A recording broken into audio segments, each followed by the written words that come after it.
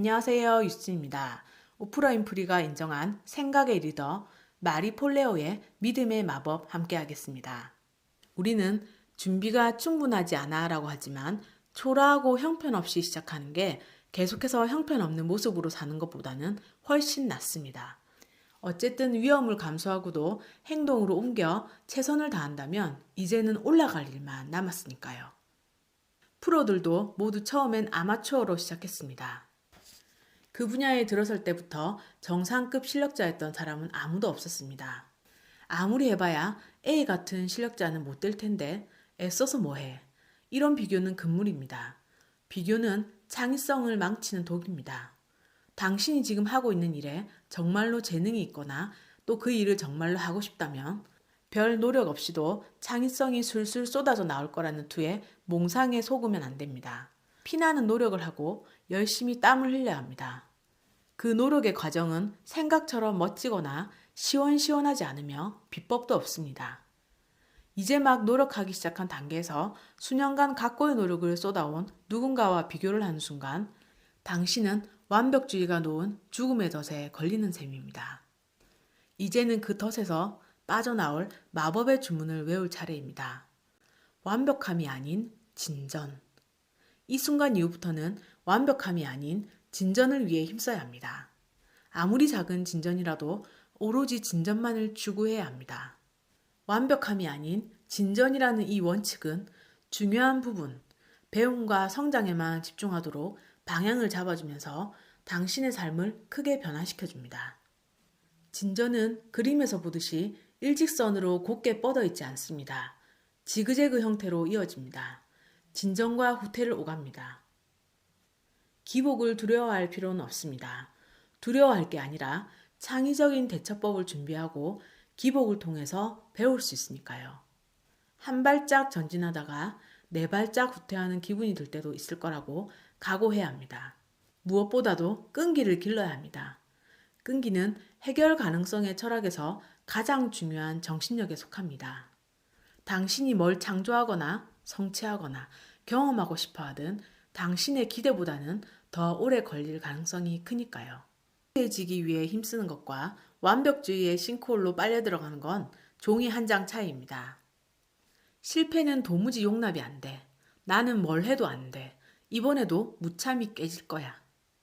주눅이 들고 자신감이 안 생겨. 그건 내가 패배자라는 얘기야. 확신이 없고 불안하다는 건 내가 감당하기엔 벅찬 일이라는 신호니까 그만둬야 해. 이것은 완벽함입니다. 진전은 실패는 불가피한 과정이야. 실패는 영구적이지도 않고 개인의 문제도 아니야. 주눅이 들고 자신감이 안 생겨. 지금 내가 진전 중이라는 얘기야. 확신이 없고 불안하다는 건 내가 새로운 영역에 들어섰다는 신호니까. 이것이 진전입니다. 창조적인 일을 시작하면 처음 2년 정도는 만들어내는 결과물이 어설픕니다. 본인이 봤을 때 마음에 참 안 들고 참 별로입니다. 하지만 그런 순간에도 당신의 감각은 여전히 끝내줍니다. 감각이 뛰어나니까 당신이 만들어낸 결과물이 실망스러운 수준이라는 것을 알아보는 것 아니겠습니까? 많은 사람들이 그 단계를 넘어서지 못합니다. 그 시점에서 그냥 그만두고 맙니다. 유튜브를 시작한 분들이 제일 많이 그만두는 기간이 시작하고 6개월이라고 합니다. 지금은 흥미로운 분야의 창조적인 일에 종사하는 사람들 거의 모두가 그런 단계를 몇 년간 겪었다고 합니다. 만들어 놓고 보면 부족하고 사람들이 기대하는 특별한 뭔가가 빠져 있습니다. 요점은 모든 사람이 그런 단계를 겪는다는 것입니다. 그런 단계를 거치는 건 지극히 정상적인 일입니다. 당신이 할 수 있는 일 중 가장 중요한 건 많이 해보는 겁니다. 무진장 많이 해보는 겁니다. 실제로 많이 해봐야 그 틈을 따라잡아 좁히게 되기 때문입니다. 시간이 걸리게 마련입니다. 시간이 걸리는 게 정상입니다. 투혼을 발휘해 헤쳐나가야 합니다. 완벽함이 아닌 진전이 당신의 능력과 야심 사이의 틈을 건너는 유일한 방법입니다. 매일매일 조금씩 서서히 완벽함이 아닌 진전에 집중하면 그 틈을 잘 넘게 될 것입니다. 부정적이고 피할 수 없는 자기회의를 느낄 때 아직이라는 말을 붙이라고 합니다. 예를 들면 나는 돈 버는 재주가 없어. 나는 책 쓰기에 대해 쥐뿔도 몰라. 이런 식으로 해본 사람이 아무도 없어. 나한테는 좋은 아이디어가 없어. 이것을 이렇게 바꿔 말하라고 합니다. 나는 돈 버는 재주가 없어. 아직은.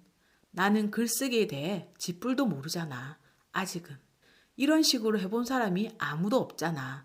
아직은. 나한테는 좋은 아이디어가 없잖아. 아직은. 이 말을 머릿속으로 해도 되고 글로 적어도 됩니다. 어떤 식으로 하든 아직은이라는 단순한 세 글자가 당신이 성장과 배움과 진전의 사고방식으로 말하도록 유도해 줄 것입니다. 저자는 요즘에도 여전히 머릿속의 부정적인 목소리를 잠재우기 위해 씨름한다고 합니다. 넌 그거 못해. 내겐 너무 버거운 일이야 등과 같은 부정적인 목소리가 들린다면 내 안에 또 다른 자아, 부정적인 분신이 아닌 현명한 분신의 설득에 넘어가야 된다고 합니다.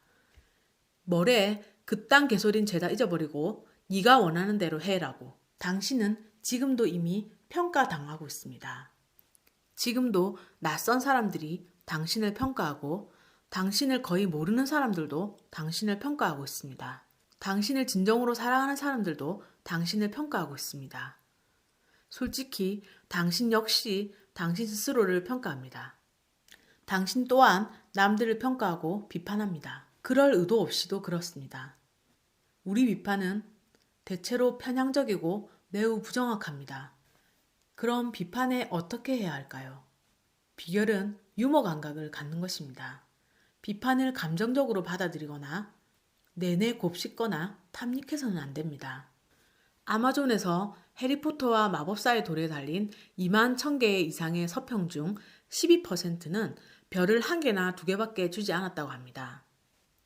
적어도 2,500명은 세계적으로 선풍적인 인기를 끈 이 책을 형편없다고 생각한다는 이야기입니다. 그런데 J.K. 롤링은 호된 서평을 보고 눈물을 흘릴까요? 자신의 재능으로 수십억 명에게 영감을 주느라 그리고 수십억을 버느라 너무 바빠서 그럴 틈이 없습니다.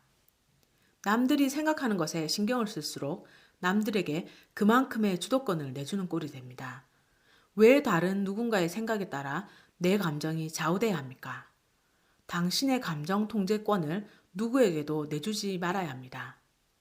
엘리너 루스벨트는 이런 말을 했습니다. 당신의 동의 없이는 누구도 당신에게 열등감을 일으키지 못한다라고 했습니다. 고약하고 근거 없는 비판을 들으면 무시하고 거부하면 됩니다. 당신은 나를 쓰러뜨리지 못해. 왜? 내가 그럴 힘을 주지 않을 테니까. 도움되는 말만 새겨듣고 나머지는 버려야만 합니다. 부모님 입장에선 자식에게 도움이 되라고 쓴소리와 신랄한 비판을 많이 합니다. 저 역시 안 좋은 소리도 자라면서 많이 들었겠죠. 근데 전 제가 마음에 담을 것만 선택해서 담습니다. 좋은 말만 담았습니다. 넌 뭐든 알아서 잘할 거야. 믿는다라는 말을 난 분명히 잘 될 거야로 해석하고 생각하며 살았습니다. 아직은 아니지만 난 결국 잘 될 거야. 아직은 아니지만 난 뭐든 잘 해낼 거야.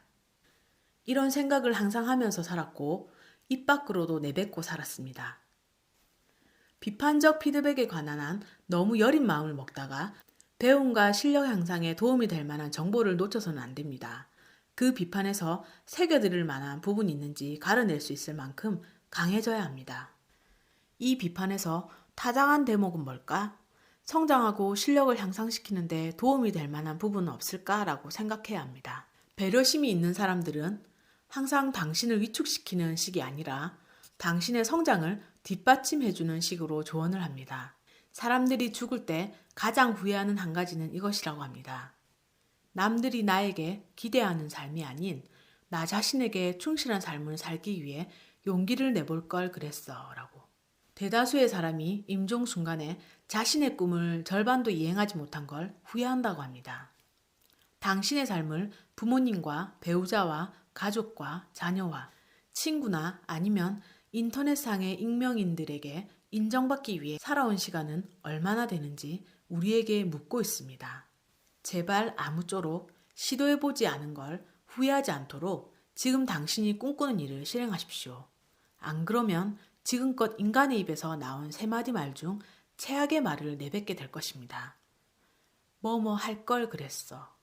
할 걸 그랬어를 말할 일은 없어야 합니다. 이제는 당신의 꿈을 쫓아야 할 때입니다.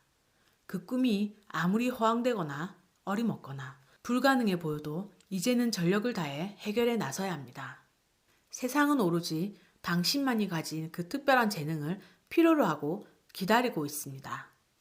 내 안에 잠든 거인을 깨워라의 저자 토니 로빈스는 꿈을 꾸는 사람과 꿈을 현실로 만드는 사람의 차이가 궁금하다면 이 책이 그 답이라고 이야기합니다. 이 책이 이제 시작하는 저 같은 사람들과 시작은 못하고 마음만 먹고 있는 분들에게 확실한 동기부여를 해줍니다. 기회가 되신다면 꼭 한번 읽어보시길 추천드립니다. 감사합니다. 그럼 전 다음번에 다른 책과 함께 오겠습니다.